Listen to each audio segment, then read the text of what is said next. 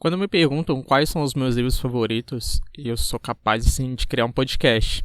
Um quadro no podcast, sei lá, um episódio, só para falar sobre eles. E daria muito conteúdo, é muita coisa. Mas quando me pedem para ranquear eles, aí é que o bicho pega. Porque assim, mês passado, eu vou até deixando linkado nos cards, no caso, né, em algum dos cantos aqui da tela, eu fiz um vídeo falando sobre os 5 piores livros que eu já li até o momento. Para eles foi mais fácil, porque era só pegar ali a nota e ir fazendo por ordem decrescente. Foi tranquilo, foi de boa. Mas todos os livros que eu vou estar trazendo nesse vídeo são todos 5 estrelas favoritados. Então, eu montei um jeitinho para poder ranquear eles, entre aspas, sem colocar que um é melhor do que o outro. Oi, eu sou o Mark e bem-vindos a mais um vídeo.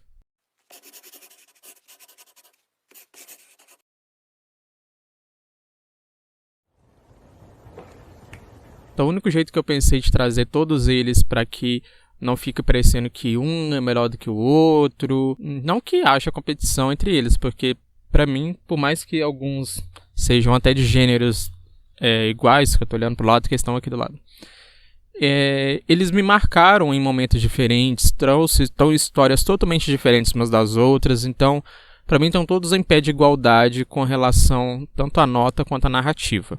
Então o único jeito que eu consegui pensar em trazer esses livros para o canal, para esse vídeo principalmente, sem atropelar uma história com a outra, foi na ordem de leitura em que eu tive com cada um deles, com a experiência que eu tive em cada um deles. Então os livros vão estar do que eu primeiro li até o mais recente, sendo que no final eu vou trazer mais 3 menções honrosas que eu não vou falar muito sobre, mas que quando eu fiz essa lista eu pensei, bom, eu não vou conseguir encaixar muito eles, mas eu tenho que citar eles.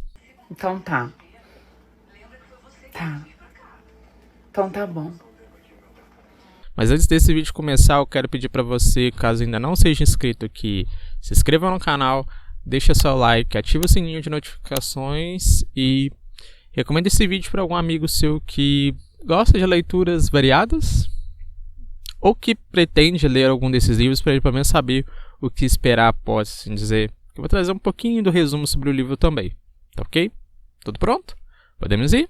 Então, bora pro vídeo. Então, assim, o primeiro livro que eu vou trazer aqui é ela, a dona de tudo, a dona do meu mundo, a inigualável, a insubstituível Evelyn Hugo com seus 7 maridos. Se você está assistindo esse vídeo, provavelmente você já ouviu falar de Os 7 Maridos de Evelyn Hugo, né, que é o título original do livro, da Taylor Jenkins Reid. Caso você não conheça, vou te dar um breve resuminho sobre esse livro. Esse livro vai contar a história da Evelyn, que era uma atriz de cinema muito famosa em Hollywood, principalmente não só pelas suas atuações, mas também pelos seus relacionamentos conturbados, que vira e mexe, estava na mídia, saindo alguma notícia e tudo mais. Só que ela nunca deu entrevista para ninguém.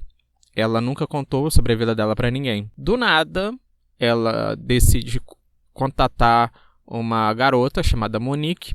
A Monique é uma jornalista, como é que eu posso dizer? Acho que eu posso falar iniciante. Não sei. Aquela pessoa que acabou de sair da faculdade, então acho que pode ser chamada de jornalista iniciante mesmo. Ela concede uma entrevista, ela chega pra revista ou jornal, agora eu não me lembro se é uma revista ou um jornal, mas aonde a Monique trabalha, e fala que ela vai dar uma entrevista exclusiva para esse pessoal, mas que só aceita se for com a Monique. Aí a gente fica um pouquinho encucado, né? Por que ela tá tão coisa assim com essa garota? Então o livro traz toda a história. A Evelyn vai contando. Isso acontece por vários dias.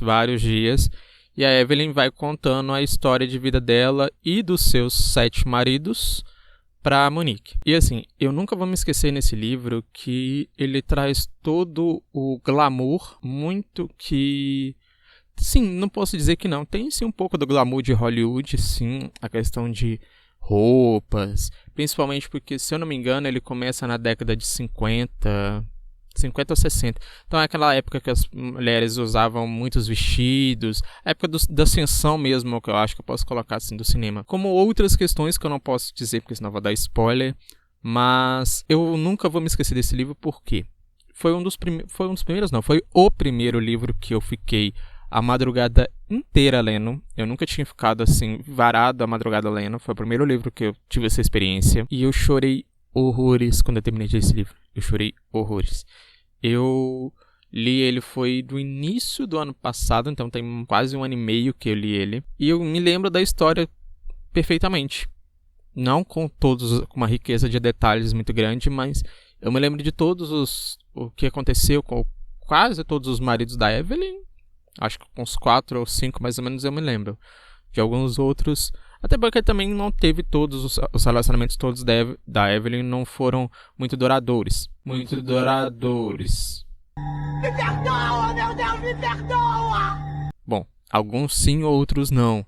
Mas os que marcaram a vida dela eu me lembro muito bem. E o desfecho que esse livro tem, eu fiquei impressionado, fiquei motivado, fiquei tudo, sabe? Então, assim, não tem como eu não colocar, não tem como eu fazer uma lista falando dos melhores livros que eu já li e não colocar a Evelyn Hugo. Então, caso você ainda não tenha lido, super recomendo. Tenha um pouco de... Esteja com o emocional em dia, eu acho que eu posso assim dizer, mas vale muito a pena. Muito a pena. Mais uma última coisinha sobre esse livro. Ele, não sei se vocês sabem, mas eu acho que é estilo de livro mesmo da Taylor, até porque eu acho que eu só li 2 ou 3 livros dela.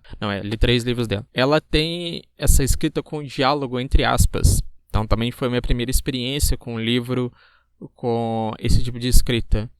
No começo eu achei meio complicadozinho. Eu falei, nossa, diferente. Do início eu comecei a pensar até que eu ia me atrapalhar achando que eu não vou saber quando ela vai estar descrevendo cena, ou quando ela vai estar descrevendo pensamento, ou quando está sendo fala. Mas a leitura é tão fluida que quando você vê, você pega isso de modo muito fácil. Então, caso você tenha um pouco de dificuldade, um pouco de receio, pode ir tranquilo que com os 7 Maridos de Evelyn Hugo você não vai ter esse problema. Mas, do meu ponto de vista, pessoal, vou dizer, é uma obra-prima. Seguindo a ordem, o segundo livro eu demorei um pouco mais de tempo para ler do que Evelyn Hugo, mas eu me vi totalmente imerso nele. Foi também o primeiro livro que eu li dessa autora e eu não me lembro com tanta riqueza de detalhes assim da história quanto Evelyn Hugo, isso eu te admito, porque ele tem muito mais minúcias, eu acho que eu posso assim dizer, mais entranhas, mas a essência toda da história. Eu vou falar um pouco mais sobre ele para vocês. Eu tô falando de A Vida Invisível de Ed La Rue. É incrível como uma pessoa que se torna invisível, se torna também inesquecível. Para quem não conhece, Ed La Rue conta a história de uma jovem, ela chama Adeline. Ela, se eu não me engano, ela tá no século XVII, na França. Ela é aquele negócio típico do século XVII. A garota é forçada a se casar com alguém que ela não quer. Ela se vê numa situação onde, se ela se casar, ela vai ficar presa ali naquela cidade, naquele local, com o marido que ela mal conhece e tudo mais. E ela não quer isso. Então, ela acaba fazendo um pacto com um ser misterioso, que até então não se fala muito no livro. Só que tem um probleminha. Ela, no desespero ali de fugir do casamento e querer, a todo custo, não envelhecer e rodar pelo mundo afora, ela faz um pacto com esse cara. Esse ser, eu acho que posso assim dizer. E aí que a coisa pega. Por quê? É meio que uma benção, eu vejo como um pouco de benção, você tem um pouco hipócrita de falar isso, mas porque na questão de conhecimento, eu acho que assim, ela adquire muito, é mostrado no livro isso, ela adquire muito conhecimento, porque ela passa durante todos, se eu não me engano a história já passa no século XXI, não posso dizer para vocês o ano exato, então você imagina, você viver do século XVII até o século XXI com a mesma idade, com a mesma aparência e tal. Porém, tem a parte da maldição, que você vive eternamente, mas você sente dor, você sente fome, você sente frio, você está vivo, você não está morto. E também tem um outro fato de que as pessoas esquecem dela. Assim que ela some da vista da pessoa, ela simplesmente deixa de existir para aquela pessoa. A pessoa passa a viver como se ela nunca tivesse conhecido ela. Então tem toda essa trama de ela querer, ela tenta, né, voltar para a família e tal, então a família dela não a reconhece, os vizinhos não a reconhecem, ninguém a reconhece. E ela passa boa parte da vida dela com essa maldição, até que ela encontra um cara que se lembra dela. Uma única pessoa no mundo inteiro, e ela, no meio disso, claro, vai narrando a história tanto dela entendendo a maldição, como é que funciona a maldição. Esse ser visita ela, se eu não me engano, uma vez por ano, ele visita ela, porque ele fez tipo uma barganha com ela. Tipo assim, ó, eu vou te dar a vida eterna e você vai poder viver pro resto da sua vida até o momento que você desistir. Quando você desistir, a sua alma é minha. Então ele fica, volta de ano em ano perguntando pra ela, quer desistir, e ela nunca quer. E é falado o porquê disso. Então, o que me fez me apegar ao livro foi esse contexto de passagem de séculos e adquirindo conhecimento, por mais que tenha a questão do sofrimento, que também é muito bem narrado, mas a questão de adquirir conhecimento me fascina. Eu não vou ser hipócrita de falar que não, eu amei isso. A descrição da França do século XVII, século XVIII, para quem me conhece sabe que eu amo a França, principalmente esse período da história na Europa, eu amo, mas principalmente na França. Então, ver essa riqueza de detalhes também em Edge La Rue foi muito bom, eu adorei. E o final dele me surpreendeu de... Eu posso dizer que não. Melhor, eu posso estar errado dizendo que não, mas eu tenho quase certeza de que foi o primeiro livro que eu li que me deu ressaca literária. Aqui eu descobri o que é ressaca literária, porque eu não imaginava que um livro ia ficar tão impregnado assim na minha cabeça, a ponto de que qualquer outra coisa que eu fosse ler, eu ia pensar que não era suficiente, que era ruim, e que eu não conseguia parar de pensar em Edge La Rue. Então por isso da ironia de um livro onde uma garota é esquecida, a história dela nunca será esquecida. Então, quem quiser, super recomendo A Vida Invisível de Edge La Rue. Já fomos para romance, fomos para fantasia.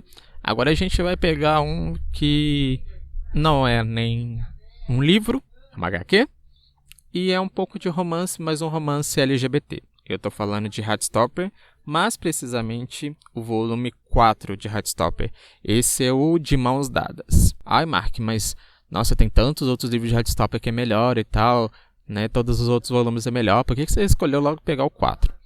Eu escolhi pegar o 4 como... Todos eles, na verdade, são favoritados meus. Eu amei todos eles. Mas se fosse escolher um entre os 4, por enquanto ainda já lançados, que para quem não sabe vão ser 6.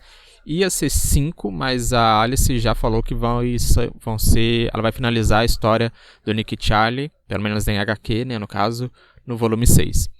O volume 4, para mim, é o melhor, porque, assim, ele tem... Eu costumo dizer que ele, para mim, é como uma cebola.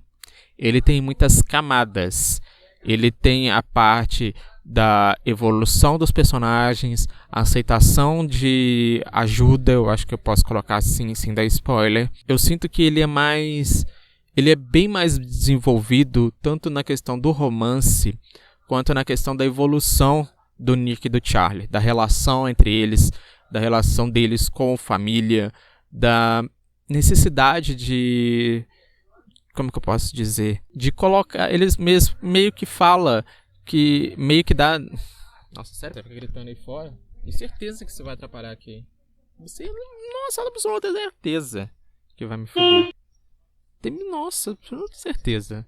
Ah, vá merda, porra! Vá merda! Eu acho que eu posso falar assim, que ele traz uma evolução de que quebra um pouco ali aquele romancezinho adolescente e tal, e eu acho que no volume 4 ele já começa a trazer uma maturidade, uma responsabilidade a mais, evoluindo os personagens, a mentalidade dos personagens para uma coisa mais adulta, uma questão de responsabilidade, e principalmente deles terem a certeza de que, independente do problema que eles tiverem, eles não estão sozinhos, eles não estão só dependendo um do outro. Mas ainda assim tem a questãozinha do romance, declarações de amor, né? Tem o Nick já começa a se abrir mais, já é assumida para todo mundo, então o romance entre os dois já fica uma coisa mais fluida. Então, por isso que eu tô falando, ele é cheio dessas camadas, todos são coisas totalmente diferentes umas das outras, eu acho que eu posso colocar assim, mas a Alice consegue trazer isso tudo de um modo sutil e ao mesmo tempo bem estruturado. Eu amei. Pra mim, como eu disse, se eu tivesse que escolher um entre os 4, de mãos dadas, pra mim é sem dúvida o melhor até agora. Não quero ir pro inferno. Você vai sim. Esse 4º volume, já voltamos pra fantasia, mas é uma fantasia, eu acho que um pouco mais complicada. Muita gente não gostou, muita gente achou meio sem pé nem cabeça, mas eu achei o sem pé nem cabeça um quebra-cabeça e consegui montar o quebra-cabeça. Eu tô falando de O Mar Sem Estrelas. Pra quem não sabe, O Mar Sem Estrelas, basicamente, assim, falando muito superficialmente, porque ele é um pouco complicado mesmo, vai contar a história de um rapaz, se eu não me engano, ele chama... como é que é? É um nome um pouco complicado, gente, peraí. Zachary. Acho que é assim mesmo que se pronuncia, Zachary. Ele simplesmente encontra um livro que não, na biblioteca da faculdade dele não tem título, não tem nome do autor, e ele se vê todo fascinado por essa história de piratas, romances, essas coisas assim. E as únicas informações que ele tem sobre, vamos botar assim, informações, né, entre aspas, sobre o autor, seria 3 símbolos, que inclusive, não, eu achei que tinha aqui na capa, mas não tem não. É uma chave, não sei, acho que se bobear, bem provavelmente seja esse desenho daqui. Mas agora que eu tô vendo, tem um monte de chaves aqui, então agora eu não sei. Mas é um desenho de uma chave, um desenho de uma abelha e de uma pena. Só isso que tem ali na capa. Mas o interessante desse livro que o Zachary acha é que no meio ali da narrativa, ou quase pro final, começa a contar a história dele, a história da infância dele. Então ele fica meio encucado, tipo assim, como é que eu achei um livro na biblioteca da minha faculdade onde tem a história da minha infância? Aí o livro vem todo contando a narrativa sobre como ele vai descobrir quem é quem é o autor do livro, que segredos esse autor esconde, tem toda uma questão de mistérios e tudo mais. Assim, a minha experiência com esse livro foi boa, porque eu fui sem expectativa nenhuma. Eu não conhecia nada da autora também. Tirando o Heartstopper, são todos eles primeiras leituras, né, com as autoras e com os autores. Para todos. Não. E assim, a minha experiência com ele é o seguinte. Ele é um pouco complicado porque, como eu disse, o Zachary, ele acha um livro na biblioteca e começa a investigar sobre esse livro. Ele começa a desvendar as coisas sobre esse livro. O problema é que esse livro aqui, ele conta a história do livro que o Zachary está lendo, ou melhor, que ele ou que ele está lendo, ou que uma hora ele vai ler, você fica meio confuso e tal, com a história dele. Então, até você entender que é um livro dentro de um livro, com um rapaz buscando entender a história de todos esses livros, né, porque não é só um, você fica confuso mesmo, não tem outra maneira. Porque eu comecei a ler esse livro, eu falei, pirata? Aí eu pensei, tá, tem um de mar, né, então deve ser um pirata mesmo. Aí continuei lendo, aí depois corta pra outra cena, aí eu falei, tá. Aí depois corta pra outra coisa de novo, eu falei, gente, o que eu tô lendo? Eu falei, não, segue só o fluxo, que uma hora a gente entende. Tem muito livro de fantasia que é mais ou menos assim mesmo, então vamos só seguir o fluxo. E realmente, como eu disse, é um grande quebra-cabeça, mas que eu digo assim, que não foi eu, necessariamente, que montei o quebra-cabeça. Claro, eu juntei as peças do quebra-cabeça junto com a história que é narrada no livro. Então, não acho assim que seja uma grande confusão, não. Eu entendo quem fala que o livro é confuso, eu entendo quem fala que o livro é meio que sem pé nem cabeça, porque ele vai te dando várias partes, vários pedaços. Mas quando os próprios pedaços em si começam a se juntar, as histórias começam a se juntar, e você entende, ele é fantástico. Ele é incrível. Eu amei. Tem feiticeiro no meio, tem prostituição, tem mentira e outras coisas mais. Esse quinto livro que eu quero dizer para vocês, ele também é de fantasia, mas ele vem numa pegada totalmente diferente dos outros. Eu falo tanto por conta da narrativa quanto da ambientação. Eu tô falando de... peraí. A Guerra da Papoula. Deixa de ser safada. Eu não tô sendo safada. Pra quem não conhece, a Guerra da Papoula vai trazer a história da Rin, eu acho que é assim mesmo que se pronuncia o nome dela. Ela é uma órfã de guerra, uma guerra que devastou várias famílias, tá? Tudo por causa de droga. A papoula, que é uma planta onde se extrai eu acho que chama ópio. Tenho quase certeza que é isso mesmo. Sei que assim, muita gente é viciada nessa planta. Ela é uma planta alucinógena, então muita gente perdeu parente, teve guerra entre territórios, eu acho que eu posso colocar assim. Até que houve uma estagnação da guerra, houve um acordo entre os territórios, os impérios, eu acho que é a maneira mais certa de se dizer. Só que no meio dessa história aqui, a Rin, ela fica, como eu disse, ela é uma órfã de guerra, então ela fica meio que um alojamento, meio que numa casa de parentes, sabe? Acho que na casa de parentes mesmo que ela fica. E ela não quer aquela vida pra ela não quer aquela vida mexendo com o mercado, perto de gente que usa droga, ela quer ser uma oficial militar. E para isso ela tem que fazer uma prova muito difícil, entrar numa escola muito concorrida, principalmente ganhando uma bolsa, já que ela não tem condições de pagar pela essa escola, para poder se tornar uma oficial. E ela consegue passar na prova, ela consegue ir para essa escola. E aí é que a coisa começa a azedar, porque é aí que começam as intrigas de coleguinhas de escola e tudo mais. Então assim, quando eu comecei a ler isso, eu falei, mais um livrinho de guerrinha de adolescente, parará, perê, pão duro, coisinha chata. Antes fosse, viu? Antes fosse. Porque eu não me atentei, eu já sabia que tinha gatilhos, já deixo aqui avisado. Tem gatilhos pesados e já fica assim, bem na... Engraçado que eu achei que... Uma observação aqui, eu achei que era obrigatório colocar na capa... Não só na capa, né? Mas... algum indício ali na... se bem que era na capa mesmo que eu tava pensando que deveria ter. Mas não. Mas assim, não deixa a desejar não, porque já, ó, antes de... Vou mostrar pra vocês.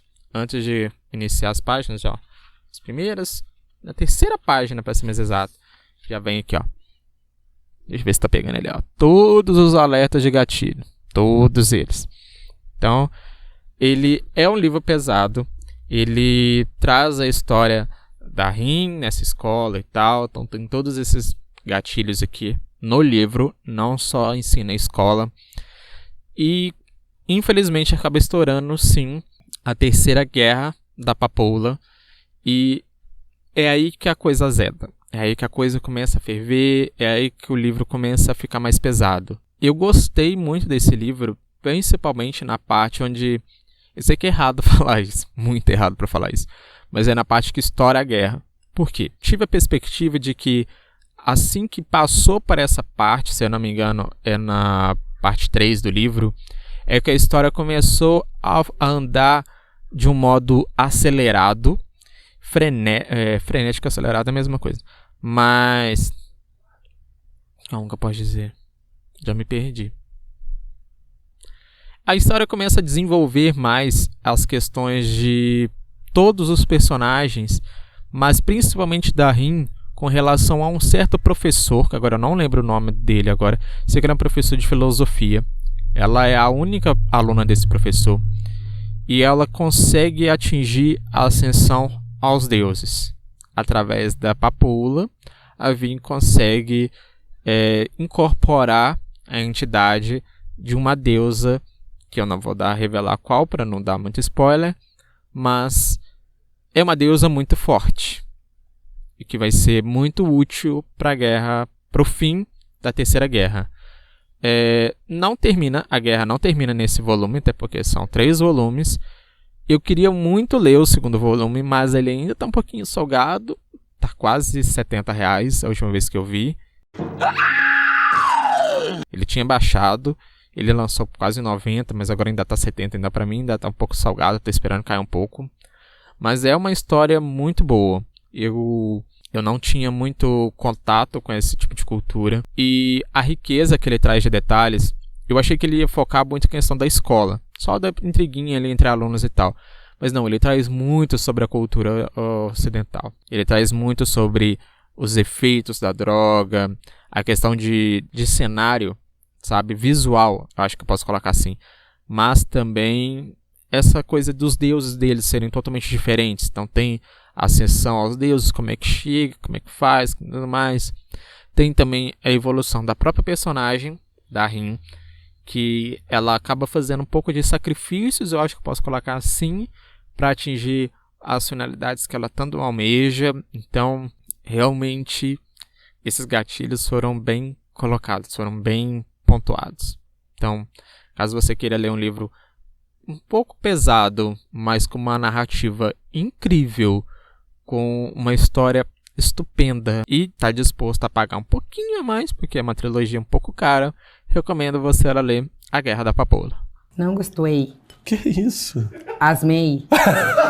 Então, como eu disse, esses foram os 5 livros que eu acho que são os melhores de todos os tempos para mim. São todos favoritados meu. Eu não tenho como não colocar eles aqui. Mas como eu prometi lá no início, eu vou fazer 3 menções honrosas. A primeira é sobre Os Miseráveis. Para quem não conhece, Os Miseráveis é de Victor Hugo. Traz toda a questão da França, do século XVII para o século XVIII. Então traz tanto o contexto de fome, pobreza, a questão de ambição das pessoas, mas também traz o contexto histórico da própria França. Então ele meio que intercala, pelo menos essa edição que eu li, que eu vou estar deixando aqui em cima da minha mão, ele intercala tanto nas histórias dos personagens criados por Victor Hugo, quanto da própria história da França. Então é incrível. Ele é grande, vocês podem ter certeza de que esse livro tem acho que mais de 1.500 páginas. Ele é tanto grande no tamanho do livro, das páginas em si, quanto em número de páginas, mas vale muito a pena. Demorei um pouquinho de tempo para ler ele, eu demorei quase uns 6 meses para terminar de ler ele, mas ele é muito bom, recomendo super. Um segundo livro que eu trago aqui para vocês como recomendação e como uma menção honrosa é Flores para Algernon. Esse livro, eu não tenho como falar muito dele sem dar spoiler, mas ele traz um contexto de que como a sociedade te vê quando você está num patamar inferior e como eles passam a te julgar por você subir de degrau. Eu acho que eu posso resumir Flores para Algernon assim, de um modo que eu não vou dar muito spoiler para ninguém. E o final dele foi mais um livro que eu chorei, porque eu meio que pensei, ele dá a entender como ele vai terminar, mas o modo como ele termina é impactante, é pesado. Uma terceira menção honrosa, mas essa vai ser por pouco tempo só uma mera menção honrosa, é Tress, A Garota do Mar Esmeralda. Por quê? Porque esse livro eu li agora, recentemente, do Brandon Sanderson. Ele é incrível. Não vou falar muito sobre ele, porque eu pretendo fazer se eu não me engano, o próximo vídeo já vai ser sobre esse livro, só sobre ele, porque eu vejo assim que esse livro, ele precisa de um vídeo só dele. Mas para quem não conhece, para quem não sabe, Tress, do Brandon Sanderson, é um livro de fantasia, onde ele, basicamente, ele não iria publicar esse livro. Era um livro totalmente só dele ali. Ele mesmo fala no final do livro, era só um livro para ele, para a mulher dele, para os filhos dele. Mas ele viu que tinha essa necessidade de passar para todo mundo. Eu fui na onda, na verdade eu ganhei esse livro de presente de aniversário, inclusive tá no unbox. Primeiro livro do unbox que eu fiz mais recente. Vou deixar linkado aqui para vocês também. Mas é uma leitura incrível. A construção de personagens, tudo a lá Brandon Sanderson. Então, muito provável do próximo vídeo do canal ser sobre Tress, A Garota no Mar Esmeralda. Então é isso. Esse foi o meu, não vou dizer top 5 porque não está ranqueado. Então são os meus 5 livros favoritos de todos os tempos, com as suas 3 menções honrosas, que eu não poderia deixar de colocar aqui nesse vídeo. E, assim, eu digo que, por mais que dos 5 que eu trouxe aqui pra vocês, 3 deles são basicamente de fantasia, querendo ou não, Ed La Rue é um pouco fantasia, pela questão da maldição, pela questão desse ser e tal, e das pessoas esquecerem ela, mas eu vejo que o enredo da história, a narrativa da história é totalmente diferente. É tudo...